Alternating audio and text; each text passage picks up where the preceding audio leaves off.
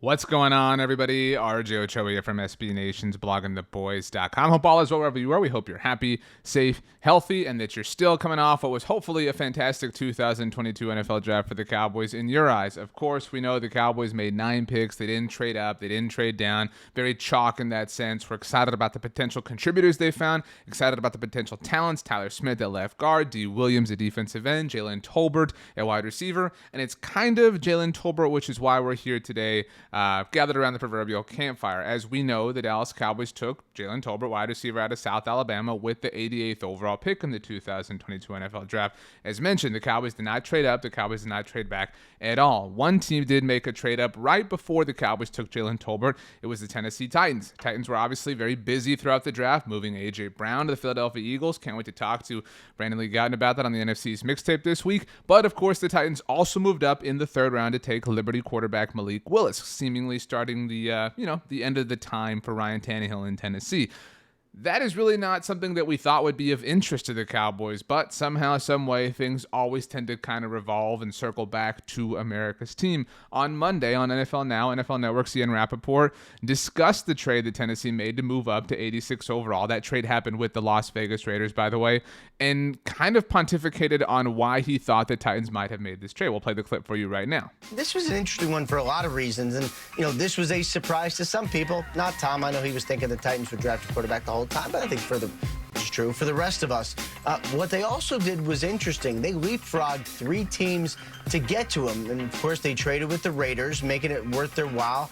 But you wonder, why would a team make this trade? And I kind of wonder, did the Titans think that the Cowboys would take him? They still need a backup quarterback. They'd admitted they looked at the backup quarterback market. When you get to the third round, this is basically where you would take a quarterback who is probably sort of going to at least start out to be a backup. I wondered if the Titans thought the Cowboys were going to take him. They're like, you know what? We're just going to leapfrog him, make sure we get our guy. Anyway, we'll probably never know, but that's a lot of the fun things with the draft. The Cowboys. Interesting. Yeah. Everybody needs backups. Third round is where you draft backups. And not many guys who slide into the third round of the upside of a Malik Willis. I get it. Very true. Would have been fun.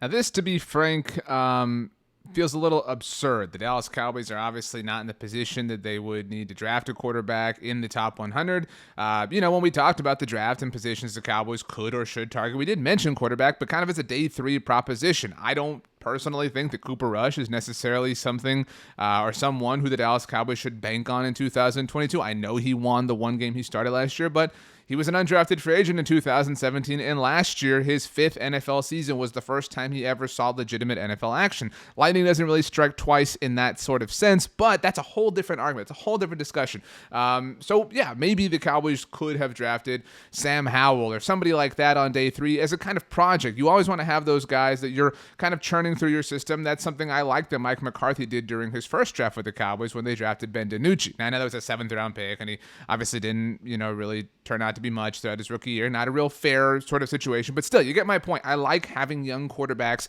that you're developing. You never know when they're going to be valuable to flip in trades or when you're going to have to call upon them in legitimate moments like last year with the Cowboys, although, again, they did get kind of lucky. And if we look at the Cowboys draft class as a whole, where were they were going to take a quarterback in the top 100? Seriously, they were going to, when the Cowboys were on the clock, or even at 86 when the Titans moved up with the Raiders, so even at 85, if you want to say that, the Cowboys were, in no universe likely thinking we have to get a quarterback right here.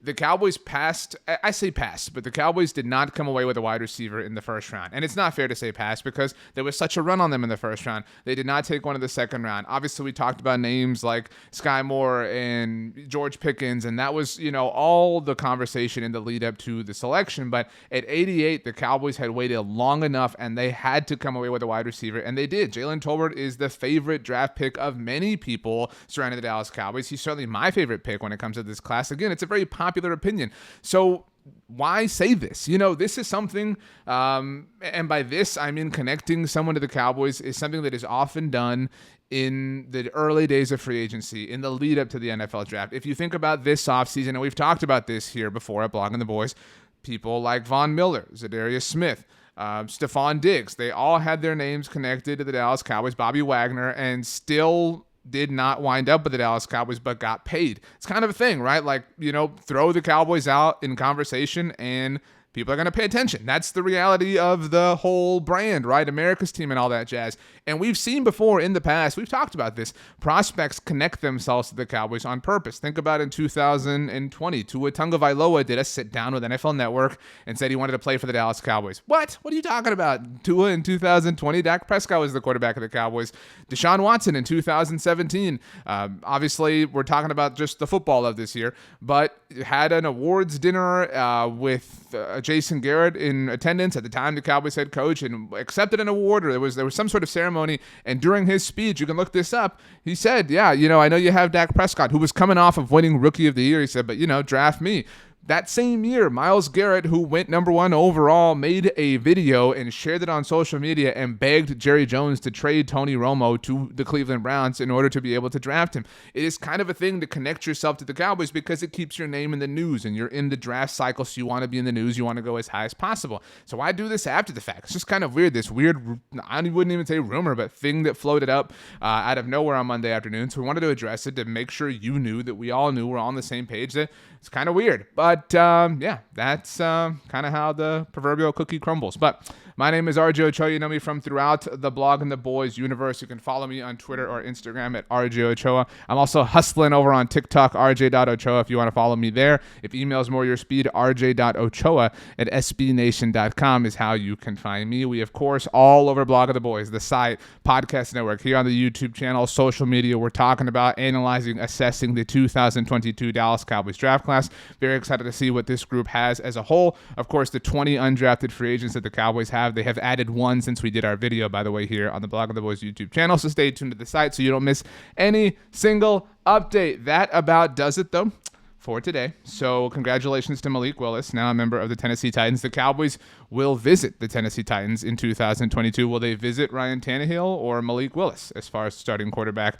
Only time will tell. We love you all. We love you all. We love you all. Thanks so much for joining us. We'll see you next time.